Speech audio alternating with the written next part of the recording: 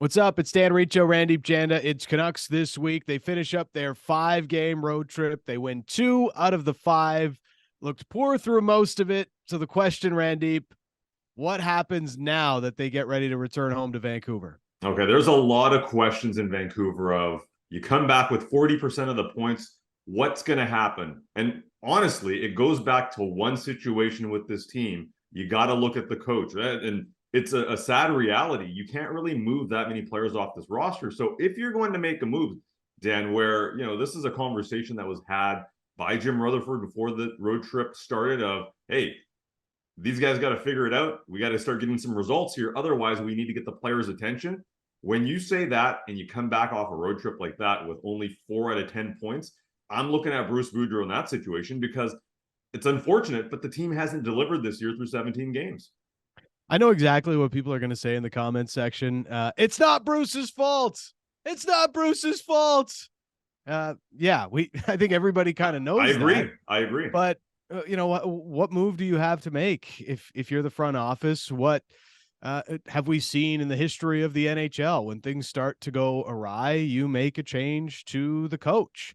The Canucks were in this very spot at the same time last year, and they went through a couple of moments where we thought they were going to make that move. They didn't end up doing it, and then it just got to a point where they eventually just said, all right, something has to be done here. And they made that change. They bring in Bruce Boudreau. Nobody, and I mean nobody, thought we would be at this point right now, because everything happened so well with Bruce last year. Bruce, there it is. Now it's going to be Bruce, there he goes this quickly. I mean, it's more on the players than it is anything else, because we're seeing a lot of the same bad habits that we harped on last year with Travis Green as the coach be a problem here now. And I think that's, as much as Rutherford has made this about Boudreau, he's also called out the players in that sense. It's not Bruce's fault, but it's looking like it may be an untenable situation with Bruce if this continues down this path. Yeah, there's a limit to what the Canucks can do with the players because a lot of their players don't have that value, or you're going to potentially lose a deal or not get fair market value in some of the players that you might be looking at. So there's limitations on what you can do there. The Bruce Boudreau aspect is, you're 100% right. Like if they beat the LA Kings on Friday, there will be Bruce there it is chance in the building. I know that for a fact. That if they're up 2-0 in the first again, sure. Randy, there will be Bruce there at his chance. So from a fan perspective, I think people still like Bruce Boudreau. But here's the thing, and here's my analogy, my Godfather analogy of the week. All right. He is the Sonny Corleone of coaching, which is all energy. He's fiery. He's passionate. When things are going well, he's awesome to be around. When things are going not so great, he's a little fiery the other way. But the Canucks and the Canucks management are looking for a Michael Corleone style. They're looking for somebody who's a little bit mild-mannered, maybe a bit of a disciplinarian, but in the structure, thinks the long game, wants more of a systems coach. It's something that there was a challenge back in the offseason to say, hey, we need Bruce to be more structured in his execution and the team to be structured. So the unfortunate thing is, yes, Bruce is a great personality. He's a great coach. Look at his winning percentage in league history. It's among the best. And I want to say Sonny Corleone is my favorite character in The Godfather. But for what the Canucks are looking for right now, they want that structure, Dan. And that's not a secret to anybody. Look back at the offseason. The fact that they did not give Bruce Boudreau an extension, even though the entire league was raving about this coach and what he was able to do with the Canucks, that tells you something. It does. And look, as much as, yes, Bruce isn't necessarily the biggest problem within the franchise, there's a couple of things here. Yes, management made it pretty clear that they had some, things they wanted Bruce to work on, and it hasn't really seemed to develop early on this season. Bruce hasn't found a lot of solutions to the Canucks' problems to this point. He hasn't been able to coach the mental mistakes out of their game, the bad puck management, the poor puck management that's been such a trademark of Canucks hockey so far this season. But also, like, even if you just look at the win last night and why it's unsustainable to play the way the Canucks are, even when they win games, you can't realistically play JT Miller 25 minutes a night in order to win a hockey game, Randy. It's an unsustainable way of getting to the playoffs over the course of an 82 game season. You're going to wear out your stars. And by the time, if you even do get to the playoffs, how much are you going to have left in the tank? So I do see management's point on some of this isn't really a sustainable way of winning hockey games the way Bruce has been able to get wins here in Vancouver. Yeah, and going back to last year, I think was a similar narrative about Thatcher Demko of, hey, the goalie's not going to be able to win you every single game. You look at across the everywhere, essentially on the ice, puck management was an issue, defensive zone play was an issue, and now if you fast forward to this year, the penalty kill is yet another issue, and that's something that I know Bruce Boudreau was talking about Mike Yo's work on the PK and how yesterday they did a good job, and he sees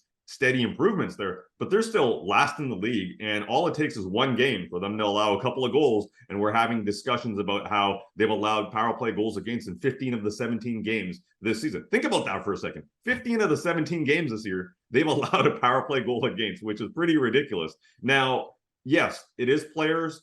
Players do the job on the ice. If they're not listening or if they're not able to execute, it's on them. But Dan, we know how this game works. There's a reason across every single major network, both north of the border, south of the border, the discussions are that Bruce Boudreau is probably not going to be lasting in Vancouver very long. And listen, that's on the players as much as it is on the coach, but that's the sad reality of the NHL. And it looks like it's trending that way unless the Canucks can go on a heater here in the next little bit. Yeah, and you mentioned the goaltending. That's a big part of this too, right? I mean, Thatcher Demko has had a really tough start to the season. He was the Canucks MVP last year as they tried and almost got into the postseason, riding the Bruce Boudreau coattails as they did it. But show me a good coach, and I'll show you a good goalie is definitely ringing true right now with how the Canucks have started this season. So what's the answer here, Randip? There's already names flying around. That is certainly a part of it. When Rutherford has made the structure comments, it sort of tells everybody publicly that this isn't a marriage that's going to last long between coach and front office. So the writing has been on the wall. What do you think this front office is looking for? Who do you think this front office may be looking for, if not, in the immediate future, but sort of in the long-term future to replace Bruce Boudreau as coach? Yeah, it does look like, this is a situation, if you read kind of between the lines and this is what I appreciate about Jim Rutherford, where he's pretty honest and you can kind of get a sense of where he's headed or what he's thinking. And the Bruce Boudreau comments, him and Patrick Alvin were mentioning last year of, hey, we want to see more structure. There's a challenge for Bruce Boudreau in the offseason to get better, to embrace analytics a little bit more, and most importantly, bring structure to this team.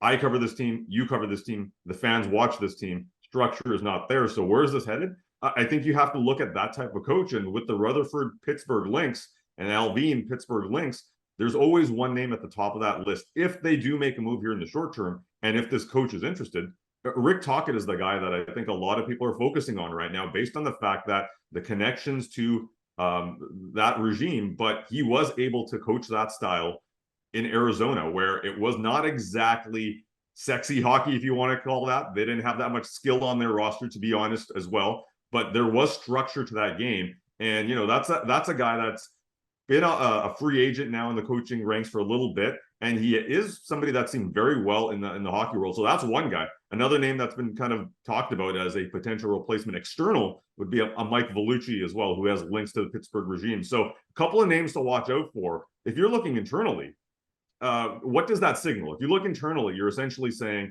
all right, we're going to probably, pull the plug on this season and start rebuilding, which a lot of Canucks fans would be looking at. But that's a bold move to be making in November, December. And there's a lot of hockey to be played.